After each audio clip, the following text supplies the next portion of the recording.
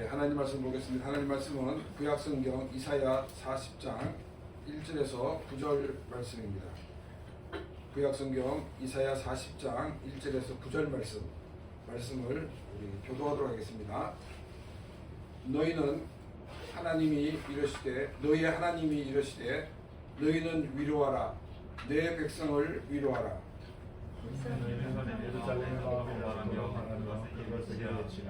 그 노력의 때가 끝났고 그 죄악이 사함을 받았느니라. 그의 모든 죄로 말미암아 여호와의 손에서 벌을 배나 받았느니라 할지니라 하시니라. 외치는 자의 소리여 이르되 너희는 광야에서 여호와의 길을 예배하라, 사막에서 우리 하나님의 대로를 평탄하게 하라. 골짜기마다 도두어지며 산마다 언덕마다 낮아지며 오르지 아니한 곳이 평탄하게 되며 험한 곳이 평지가 될 것이요. 여호와의 영광이 나타나고 모든 육체가 그것을 함께 보리라. 이는 여호와의 입이 말씀하셨느니라. 말하는 자의 소리여 이르되 외치라. 대답하되 내가 무엇이라 외치리까 하니 이르되 모든 육체는 풀이요 그의 모든 아름다움은 그의 꽃과 같으니. 푸른 마르고 꽃이 시드는 여호와의 기운이 그 위에 불리라. 이 백성은 실로 풀이로다. 푸른 마르고 꽃은 시드나 우리 하나님의 말씀은 영원히 허리다. 같이 읽겠습니다. 아름다운 소식을 시온에 전하는 자여, 너는 높은 산에 오르라. 아름다운 소식을 예루살렘에 전하는 자여, 너는 힘써 소리를 높이라. 두려워하지 말고 소리를 높여 유다의 성들에게 이르기를 너의 하나님을 보라 하라. 아멘. 내일이 크리스마스입니다. 한국에 있을 경우에는 크리스마스 이브에 함께 모여 예배를 드립니다. 이때 보통 교회 학교에서 찬양과 워십 또 이렇게 연극 등을 준비해 가지고 수도들 앞에서 발표회 형식으로 가지게 됩니다. 그리고 이제 크리스마스 이브 예배가 마치고 나면 보통 이제 중학생 이상 이렇게 각 부서별로 이제 올라이트라는 것을 하게 됩니다. 올라이트는 원래 했던 이유가 뭐 때문이냐면 이 12시가 넘으면 그때부터 새벽송을 이렇게 돌게 됩니다. 이 새벽송이 뭐냐면은 교회별로 팀을 나눠가지고 성도들의 집에 가서 그 집 앞에서 찬양을 이렇게 부르게 됩니다. 크리스마스 캐롤을 중심인데 그 캐롤이 열리면은 이제 이 성도들을 기다리고 있다가 문을 열고 함께 그 캐롤을 듣습니다. 그리고는 이제 그 준비했던 선물 같은 것을 이렇게 전해주게 됩니다. 옛날에는 이 선물들이 주로 주일학교, 그러니까 교회학교 아이들에게 다 이렇게 선물로 줬습니다. 그리고 이제 크리스마스 예배를 이제 11시에 드리고 다 이렇게 마치게 됩니다. 근데 이제 일본은 크리스마스가 공휴일이 아니기 때문에 이제 정말 이렇게 열심히 하는 교회는 이제 24일날 저녁에 모여서 함께 예배를 드리고 배운다는 이 크리스마스 전주에 다 크리스마스 예배를 드리는 것을 보게 됩니다.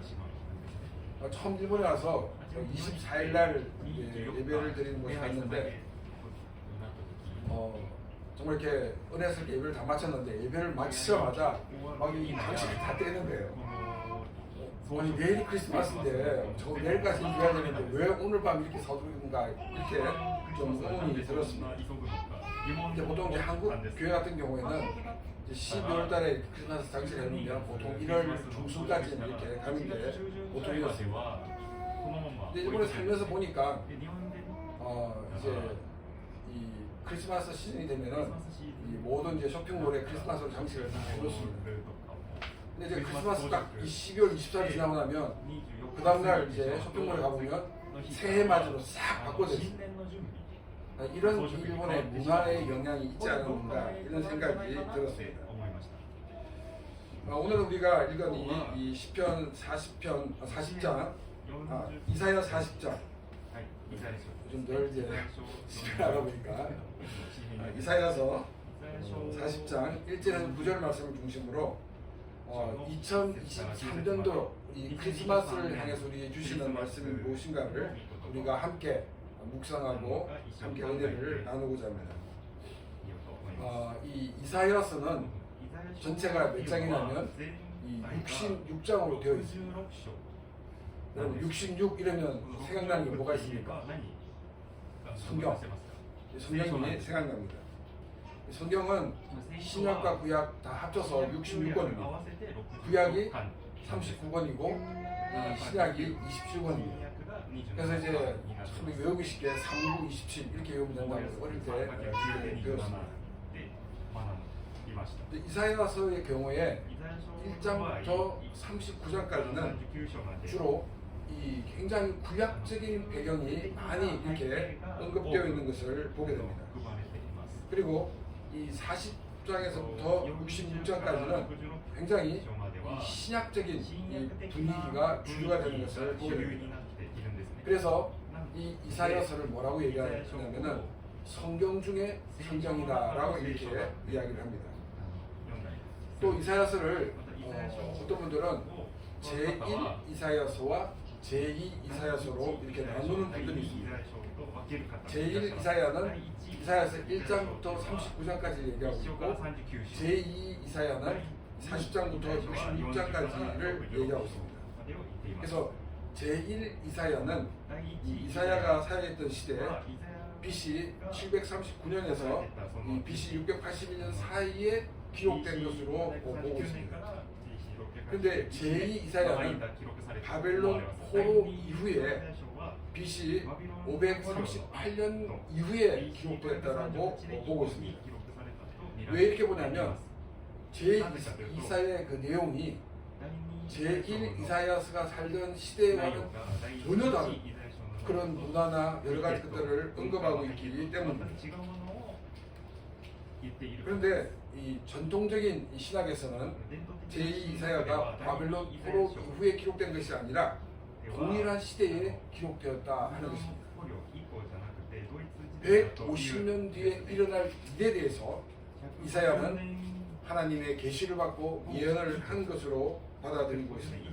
그래서 이제 저 같은 이제 전통적인 신학을 공부한 사람들은 제1 이사야, 제2사야 나누지 않고 이 이사야가 예언한 부분이었고 그 예언이 나중에 바벨론 이후에 성취되었다라고 보고 있습니다. 그리고 사람들이 이 노스트라무스의 그 예언 이러면 굉장히 관심을 많이 가집니다. 만약에 유튜브를 보다가 노스트라무스는 2024년을 이렇게 예언했다 이러면 손이 가는 게 보통 사람들의 모습입니다. 그런데 성경에 기록된 그 예언에 대해서는 사람들은 그것을 예언이라고 말하고 있지 않다는 것입니다. 어떻게 보면 노스트라무스가 예언했던 그 예언보다도 성경의 예언을 더 가치가 없는 것으로 전락시키고 있는 경향이 있다는 것입니다. 성경은 우리 앞의 일을 이야기하는 것은 아닙니다. 이 성경을 기록한 그 선지자나 성경의 그 기자가 살던 시대보다는 미래에 이루어질 일에 대해서 예언을 한 것이고 그 예언대로 성취가 되었다는 것입니다. 우리의 관점에서는 이미 일어난 일입니다. 그 중에 아직까지 일어나지 않은 일들이 있긴 합니다. 그건 소수입니다. 그것은 주로 어떤 내용이냐면 예수님이 다시 재림하는 내용.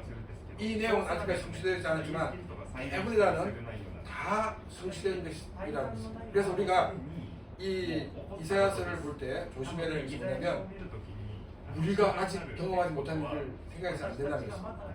그래서 이미 이루어진 단지 이사야 시대 선지자가 살고 있는 그 시대에는 아직 이루어지지 않았던 미래의 일이라는 것을 우리가 생각하면서 말씀을 읽어야 할 것입니다. 이 가나안 땅에 들어온 이스라엘 백성들은 하나님만을 섬겨야 했습니다. 이집트에서 나와서 40년 광야생활을 마친 다음 이제 가나안 땅 들어갔을 때 가나안을 정복한 나라는 이스라엘입니다. 이 정복한 나라의 사람들은 정복한 지역에 있던 신들을 섬기지 않습니다. 왜 섬기지 않을까요?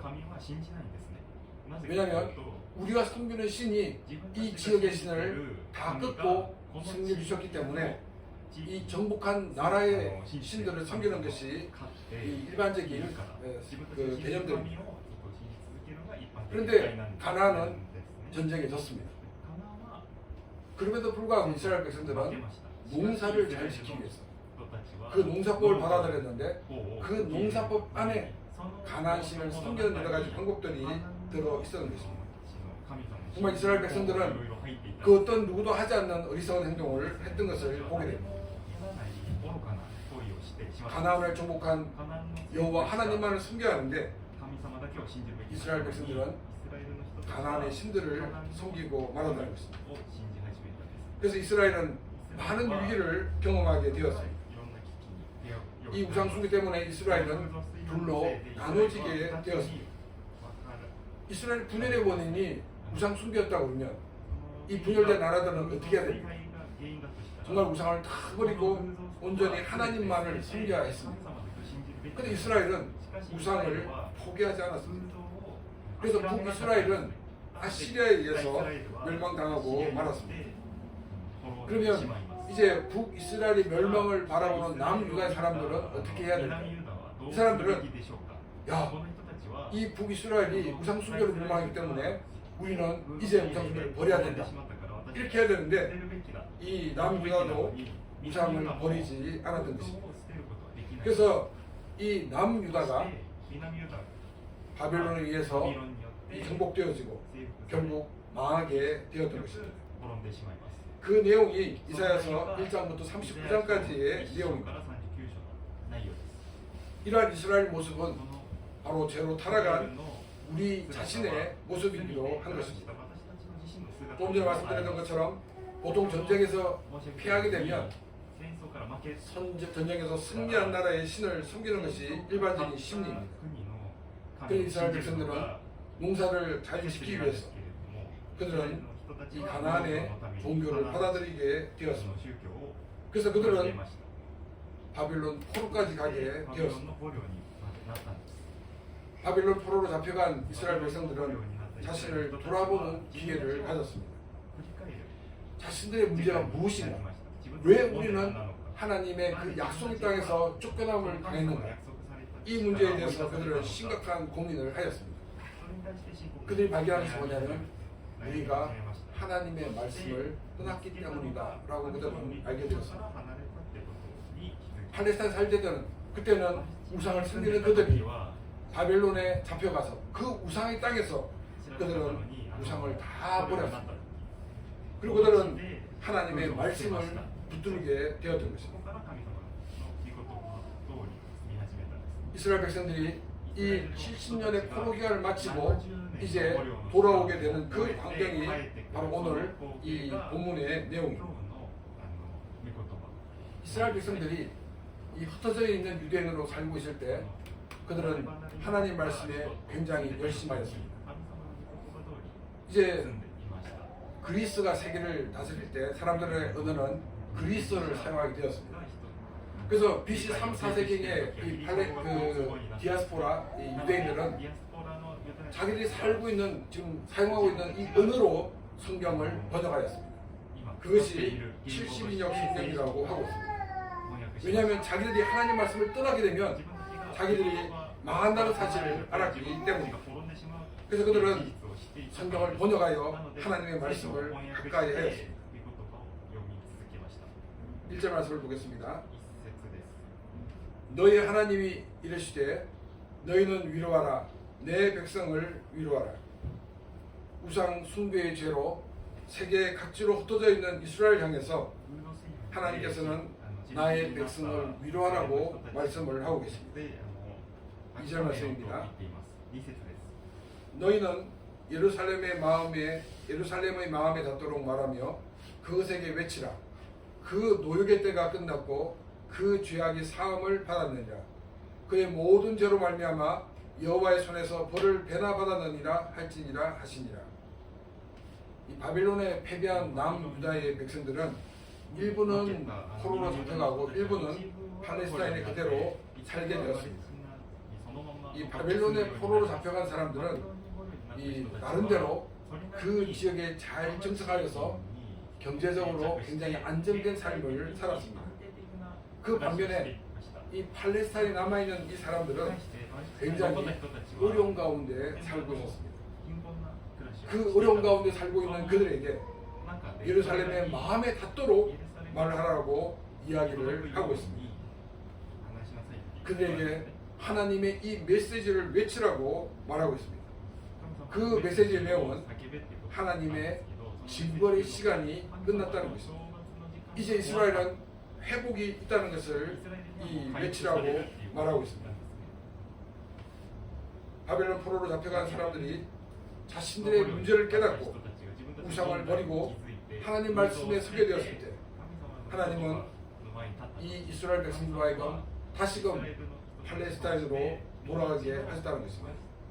그래서 이 바벨론 귀환을 뭐라고 얘기하냐면 제2의 출애굽이라고 이야기를 합니다.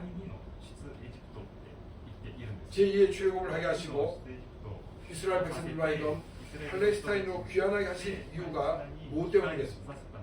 3절과 4절 말씀입니다. 외치는 자의 소리여 이르되 너희는 광야에서 여호와의 길을 예배하라.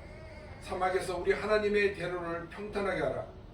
골짜기마다 도두어지며 산마다 언덕마다 낮아지며 고르지 아니한 곳이 평탄하게 되며 험한 곳이 평지가 될 것이요.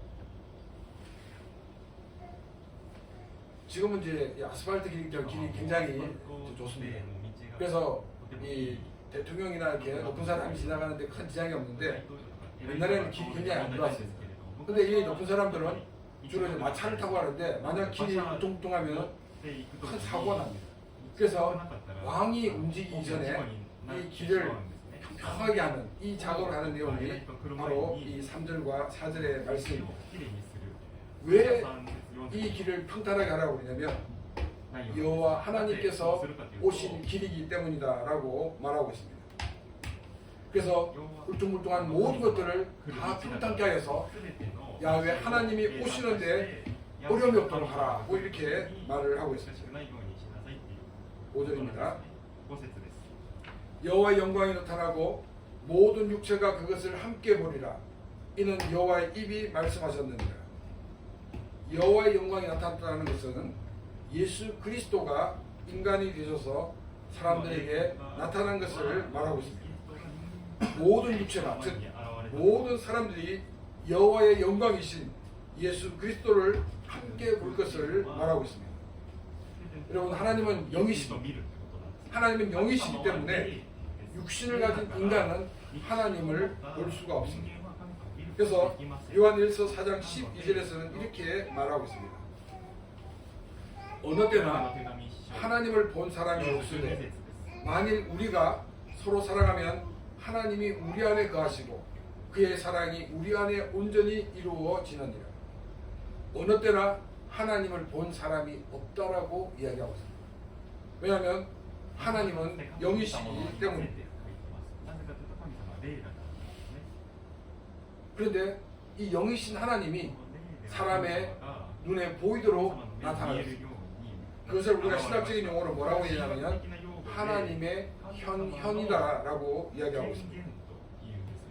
이 삼위일체 하나님의 제2위 되시는 예수 그리스도가 인간이 되시기 전에 사람들에게 현현하셔서 사람들에게 말씀을 하셨다는 것입니다. 그래서 많은 믿음의 사람들이 이 하나님의 현현을 볼 수가 있게 되었습니다. 이 하나님 현현의 최고의 클라이막스가 언제냐면 바로 하나님이 인간이 되신 예수님이 인간으로 이 땅에 오신 것이었습니다. 예수님이 인간이 되셔서 이 땅에 오셨을 때 하나님이신 예수님을 볼 수가 있었습니다. 또한 그 하나님을 손으로 만질 수도 있었습니다. 그래서 요한은 요한일서 1장 1절에서 이렇게 말하고 있습니다. 태초부터 있는 생명의 말씀에 관하여는 우리가 들은 바요 눈으로 본 바요 자세히 보고 우리의 손으로 만진 바라. 여기 태초부터 있는 생명의 말씀이라는 것은 바로 예수 그리스도를 말하고 있습니다. 영원 전부터 계신 삼위일체 하나님의 제2가 되신 예수 그리스도를 말하고 있습니다. 근데 이 예수님의 그 음성을 직접 들었다는 것입니다. 자기의 눈으로 직접 봤다는 것입니다. 그리고 손으로 직접 만져봤다는 것입니다. 예수님은 창조주 하나님이십니다. 이런 창조주 하나님께서 죄를 용서해 주시기 위해서 자신이 직접 피조물인 인간이 되셨다는 것입니다. 그냥 인간의 모습으로 보이게끔 나타난 것이 아니었습니다. 구약에서 나타났던 그 하나님의 현현은 예수님이 육신을 입기 전의 모습입니다. 그렇지만은 이 시작에 나타났던 이 예수님은 직접 인간의 몸을 입고 오셨다는 것입니다. 적한 뒤에는 인간이 되셨다는 것입니다.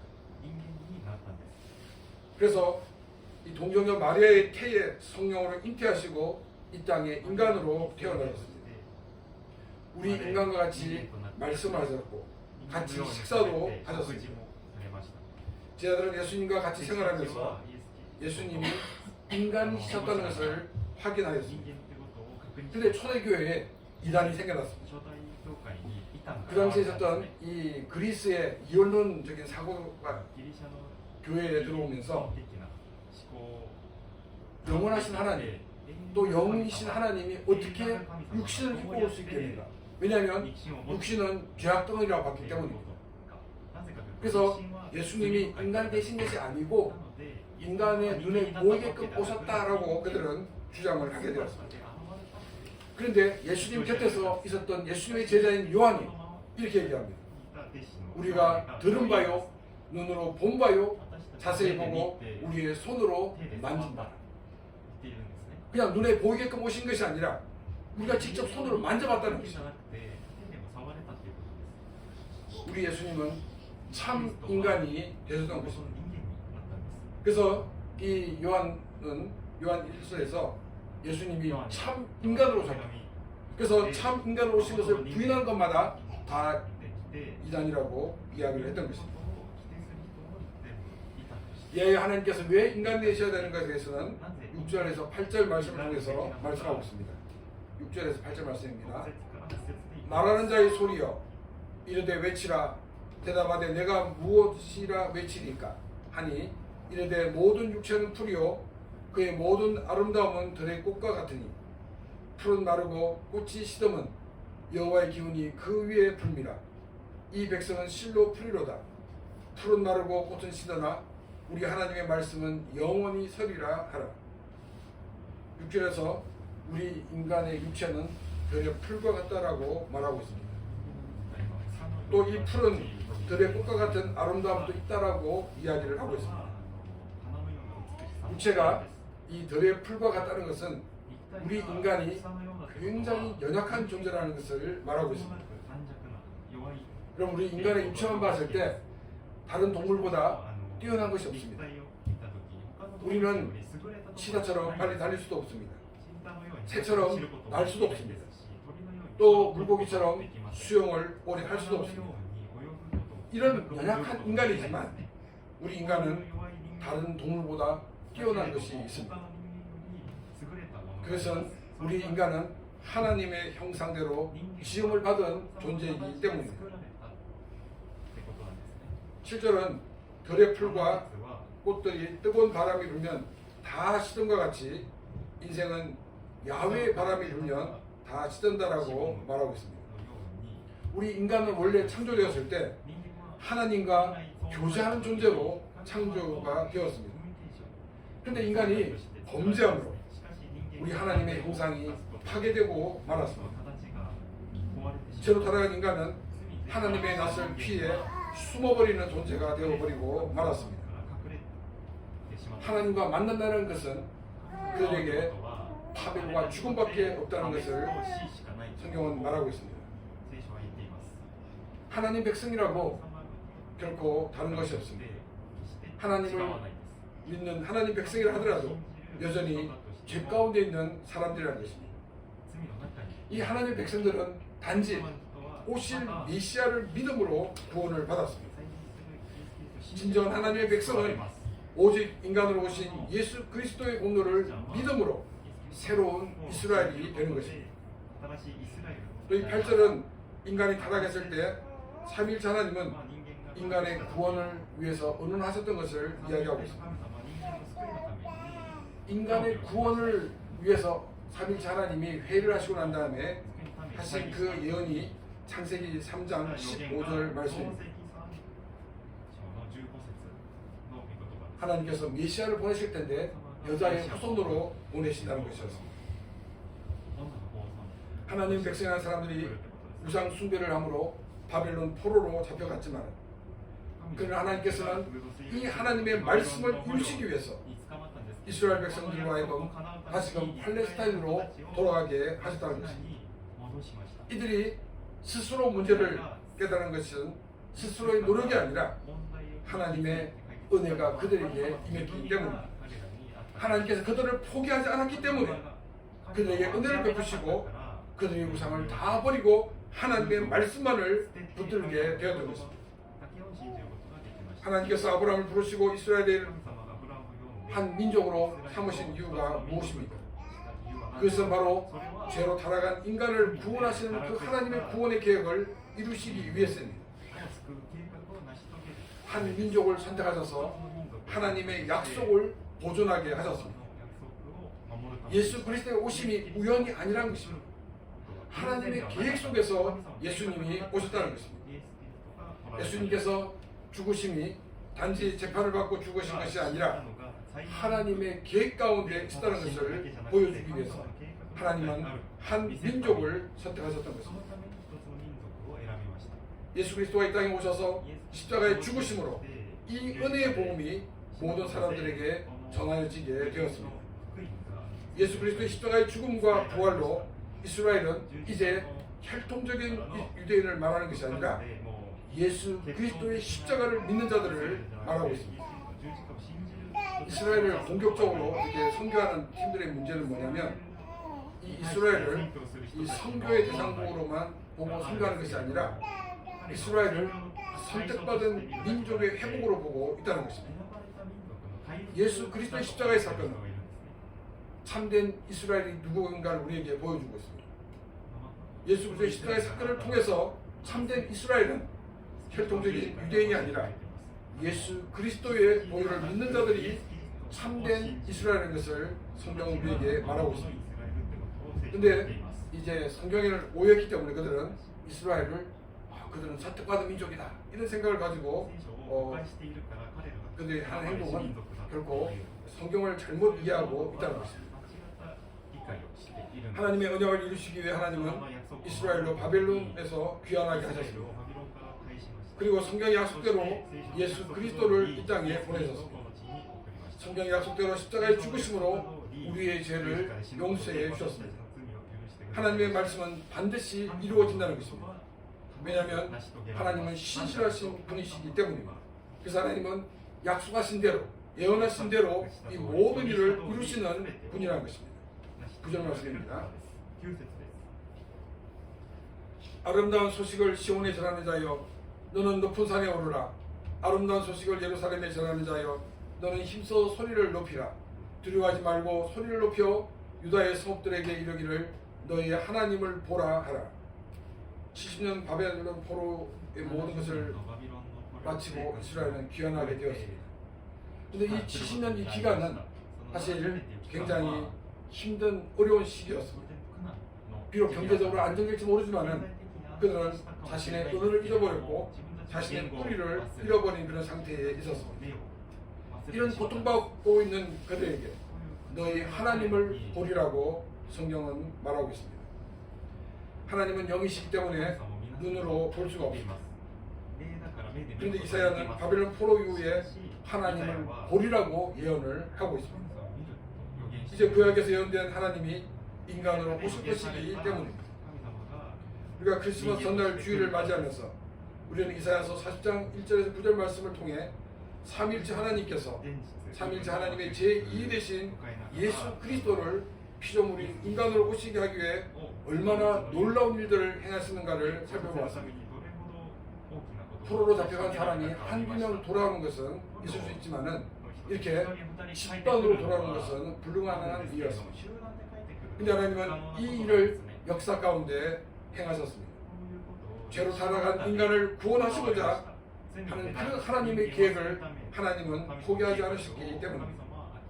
하나님은 약속하신 대로 그 하나님의 계획하신 대로 모든 일들을 이루어 나가시는 분이십니다. 창조주 하나님이 인간으로 이 땅에 오셨습니다. 성인으로 오신 것이 아니라 마리아의 태에서 성령으로 잉태하여 우리 인간과 같은 출생과 성장을 하셨습니다. 우리와 똑같은 인간이 되셨다는 것입니다. 우리와 같은 인간이 되셨지만 예수님에게는 죄가 없었습니다. 왜냐하면 예수님은 인간과 같은 자연 출생이 아니라 성령으로 잉태하셨기 때문입니다. 예수님이 죄가 없는 가운데 탄생하셨고 또한 죄를 짓지 않는 가운데 사셨습니다. 아무 죄가 없으신 이 예수님이 우리 인간의 죄를 대신 지시고 우리가 받아야 되는 벌을 대신 받으셨습니다. 이 예수 그리스도의 십자가의 죽으심으로 그의 피로 우리의 죄가 용서함을 받게 되었습니다. 예수님은 이 일을 위해서 인간으로 이 땅에 오셨던 것입니다. 이것을 기념하는 것이 바로 크리스마스입니다. 2023년도의 크리스마스는 세계 역사 가운데서 우리를 구원하시기 위해 하나님의 약속을 이루어 나가시는 하나님을 생각하면서 더욱더 감사하는 그런 귀한 시간이 되시기를 바랍니다. 이 시간 오늘 주신 말씀을 생각하며 같이 기도드리겠습니다.